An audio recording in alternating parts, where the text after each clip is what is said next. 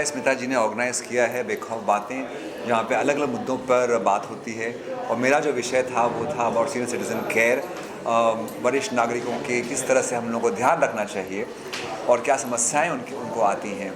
तो उसके बारे में मैंने बात की, in all guidance because of Smita ji that हम ये शो कर पाए।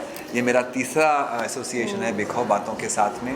पहली बार हमने नारी सशक्तिकरण पे बात की थी, दूसरी बार दिव्यांग लोगों के बारे में, और आज thanks to her about senior citizen care and बेखौफ बातें। और क्या क्या बातें होंगी मैम बताएंगे। जी मैम प्लीज़ आप। हाँ, थैंक यू संदीप। आपका परफॉर्मेंस जब भी आप लेकर आते हैं, आप एक परफॉर्मेंस नहीं देते हैं, आप एक इतना मीनिंगफुल एक एस्पेक्ट खोलते हैं और इतने वल्नरेबल ग्रुप्स के बारे में इतनी पॉजिटिव स्पिरिट के साथ में आप प्रेजेंट करते हैं कि बस गदगद हो जाता है दिल। तो बेखौफ बातों का मकसद ही यही है कि हम कैसे वल्नरेबल ग्रुप्स जिनके बारे में कोई बात नहीं करता है, जो पर्दे के पीछे छिपे रहते हैं, उनकी स्पिरिट, उनकी ज़िंदगी जीने की जिस्त किस तरह से बाहर निकल कर आए, किस तरह से बेखौफ होकर हम अपने मन की बात कह सके, बिना किसी डर के, बिना किसी दबाव के, बिना किसी प्रेशर के, एकदम खुलकर जीना जिसे कहते हैं, खुलकर बोलना जिसे कहते हैं, वही बेखौफ बातें हैं। कुछ और बताना चाहेंगे बेखौफ बातों के बारे में? क्या सर ही लीड करें या बाकी और भी एक्टर्स हैं या लोग हैं जो इसे पेश कर रहे हैं? सर हमारे साथ, संदीप हमारे साथ में बहुत समय से जुड़े हुए हैं और बेखौफ बातों का एक एक अभिन्न हिस्सा है। लेकिन इसके साथ ही साथ और भी बहुत सारे आर्टिस्ट हैं, पोएट्स हैं, राइटर्स हैं, एक्टर्स हैं, इन्फ्लुएंसर्स हैं जो इसके साथ में जुड़े हैं और जो आकर इन बातों को करते हैं ताकि ये बातें हम जो 40 लाख विद्यार्थियों के साथ काम कर रहे हैं, कॉलेज स्टूडेंट्स, युवा वर्ग के साथ काम कर रहे हैं, उन तक किस तरह से ये बातें पहुंच सके। तो बहुत सारे एक्टर्स, बहुत सारे इन्फ्लुएंसर्स और बहुत सारे कवि और लेखक इस बेखौफ बातों के साथ में जुड़े हुए हैं। संदीप सर को लेने का मकसद क्या था? आपको चीज़ें कोरियोग्राफर, बट आपको क्या लगा कि इन्हें लेना चाहिए? सही इंसान क्या, कैसे आपने सोचा?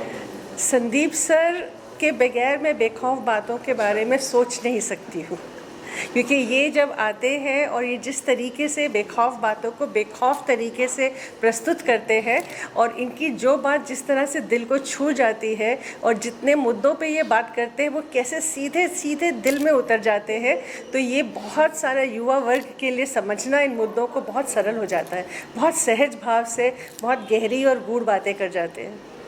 संदीप सर, बहुत अच्छी परफॉर्मेंस हमने आपकी देखी, बहुत ही मंझे हुए कलाकार हम कह सकते हैं अगर सीधे हिंदी भाषा में कहा जाए तो। किस तरह से आपने इसका प्रयास किया था और कितना आसान या मुश्किल होता है किसी चीज़ें याद करना विदाउट प्रॉब्लमेटिक, मतलब किसी भी शब्द बोले आप उसे कंटिन्यू फ्लो में बोलते हैं, कितना मुश्किल रहा या आसान?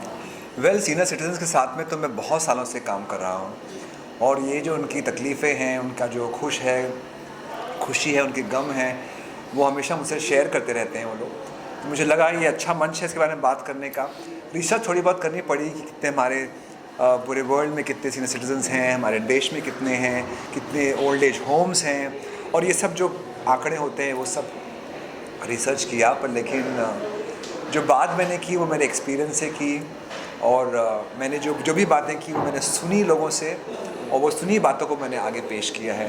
तो जो भी मैंने कुछ कहा वो सब कहीं ना कहीं किसी सीनियर सिटीजन ने मुझे बताया है, उन्हें कैसा अच्छा लगा, कैसा बुरा लगा, चाहे वो दवाई के बारे में हो, सेहत के बारे में हो, अकेलेपन के बारे में हो या किसी भी चीज़ के बारे में हो। पैसे की कमी होती है, उनके पास दोस्तों की कमी होती है और कैसे वो लोग रात को अपने घर में जाने के बाद में रोते हैं सोने से पहले क्योंकि उनके दोस्त नहीं रहे अभी, उनके परिवार वाले नहीं रहे अभी।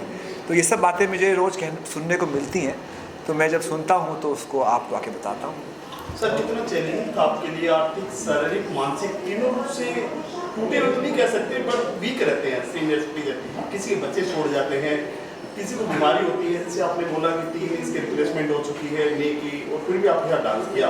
तो बच्चे को आप सिखा सकते हैं, लेकिन इस दौर में कितना मुश्किल आपके? मेरे ख्याल से इनको सिखाना बहुत आसान होता है क्योंकि ये सब लोग जो हैं वो कुछ ना कुछ करने के उत्सुक रहते हैं और डांस एक ऐसा माध्यम है जो इतनी खुशी लाता है कि आपको जो भी ज़िंदगी का टेंशन है वो सब निकाल देता है डांस। तो इसीलिए आप ऐसे, आप नीना जी से मिले, नीना चौहान जी से, जो मेरे साथ रोज़ डांस करती हैं, और बाकी जेनस लाइफ के मेंबर जो थे वो मेरे साथ हफ्ते में 2 बार डांस करते हैं। तो वो इस क्लास के लिए इंतज़ार करते हैं कि कब डांस क्लास होगी और कब हम म्यूज़िक सुनेंगे और मूवमेंट्स करेंगे और सारे हमारी तकलीफ़ जो है वो चली जाएंगी। असलियत में जाती नहीं है, पर उन्हें सहने का उसकी शक्ति मिलती है डांस के माध्यम से। It was a full house crowd जब रहता तो और भी मज़ा आता सब परफॉर्म करने में, मैम बहुत अच्छा लगता है। तो उस एक्सपीरियंस के बारे में आप दोनों से जानना चाहूँगा। फुल हाउस क्राउड तो ये ऐसा है कि ये इसकी बात ना बात से फैली है। ये बात बेखौफ बातों की बातें इस तरह से ही फैली है, और हमारे पास में आज हमारी ऑडियंस के अंदर में बहुत सारे युवा वर्ग हैं जिनके साथ साक्षी मेरी जो संस्था है, हम लोग यहाँ जुड़ के काम कर रहे हैं। हमारे को सरकार की तरफ से 40 लाख कॉलेजेस के साथ में 40,000 कॉलेजेस 40 लाख युवा वर्ग के साथ में काम करने का मिला है डायरेक्टिव। तो उसी के तरीके वो सारे कॉलेजेस से वो सारे यहाँ पे युवा वर्ग आए हुए हैं ये देखने के लिए कि किस तरीके से हम अपने समाज को और सशक्त बना सकते हैं। कोई बेखौफ मैसेज देना चाहेंगे आप जनता को, जो ये देख रही है आप, एक मैसेज, एक बढ़िया मैसेज ओल्ड एज के लिए, या आई थिंक यू आल्सो आप बोलिए फिर मैं बोलती हूँ। वेल, मेरा मैसेज यही है, बेखौफ मैसेज नहीं है, पर यही मैसेज है कि ज़िंदगी में किसी भी समस्या का एक ही हल है, और वो है प्यार। आप साथ में रहिए, प्यार दीजिए, प्यार लीजिए, और अगर ऐसा रहा आपके जीवन में तो जो भी समस्याएं हैं उसे सहने की शक्ति आपको आ जाएगी। शायद वो ख़त्म ना हो, पर जब साथ रहता है तो जो उसका दबाव होता है ना, वो कम हो जाता है। एब्सोल्युटली, अभी से हम लोग ने कितनी सारी चीज़ें, हमारे लिस्ट बनी हुई है कि हमने एक साथ में क्या क्या काम करना है। तो मैं यही कहना चाहूँगी कि जो हम युवा वर्ग के साथ में काम कर रहे हैं वो हम चाइल्ड सेक्सुअल अब्यूज़ की प्रिवेंशन के लिए काम कर रहे हैं, और prevention of work place sexual harassment के लिए काम कर रहे हैं। उन्हें सिखा रहे हैं, समझा रहे हैं, पढ़ा रहे हैं कि जब घरों में आसपास में जब वो देखते हैं कि इस तरह से कोई भी तरह का उत्पीड़न हो रहा है तो ना करेंगे ना करने देंगे। अगर हो रहा है तो रोक देंगे, और अगर हुआ है तो बोल के रहेंगे। Thank you sir. Thank you. बहुत ही इंपॉर्टेंट प्रोग्राम में आप आज शामिल हुए, बेखौफ बातें, क्या कुछ कहना चाहेंगे, कि क्या मैसेज देना चाहेंगे आपको इस पूरे इवेंट के जरिए आप? I think it's a brilliant concept. It's the 6th edition. अभी स्मिता मैम बता रहे थे मुझे, and of course I'm here to watch Samesh sir and the entire team of Genesis Life. Neena ma'am, it's just a wonderful thing to see. You know, as Genesis का motto है कहानी अभी बाकी है, so just to see all these senior citizens and for Sandeep sir to take up this whole concept and to bring out, you know, that you need to treat them equally, you need to understand that उनकी भी कहानी बाकी है, उनकी भी कहानी चल रही है, you're not the only one. So it's just a wonderful thing to come and witness, and definitely थोड़ा बहुत दिल में एक छाप छोड़ के एक छाप लेके जाने वाला हो ये शो से. So it was a great show.